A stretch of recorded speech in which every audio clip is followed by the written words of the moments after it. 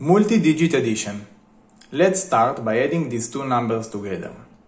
175 plus 151. Here's how it works. The first thing we need to do is to rewrite the numbers so they are on top of each other like this. 175, 151. But here is the most important part. Be sure to line up the number places so that they are directly over each other, so that the ones place of the number on top is directly over the ones place of the number beneath it. And if you line up the ones place correctly, then all the other number places will be lined up too. The tens place are also lined up, as well as the hundreds place.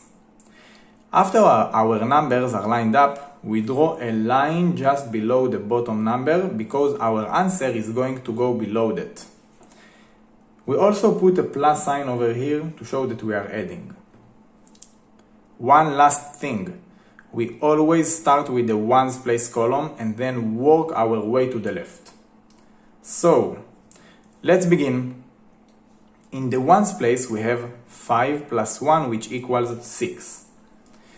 So we put the 6 in the ones place of our answer, which is just below the line. Now we can move left to the next number place column, which is the tens place. The digits there are 7 plus 5 and that gives us a 12. But 12 is a two-digit number. So let's try to write it. 12 is a two-digit number.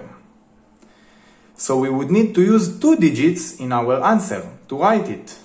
But we can't leave 1 in the hundreds place of our answer, because we are going to need that space when we add the hundreds place digits. That 1 is gonna be on the way. So, what do? The answer is we carry the digit that we don't have room for up to the top of the next number place column. Instead of putting it in the answer space, we put it above the other digits in our hundreds place column, so we can add it with the rest of the digits in that column. So we need to leave the 2 here and write the 1 here above the other ones.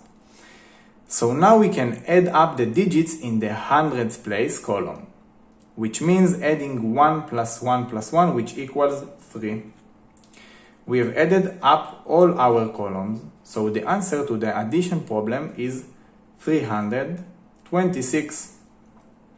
This is how vertical addition works, and you can always use this method when you have a board or something to write on, a notebook, for example.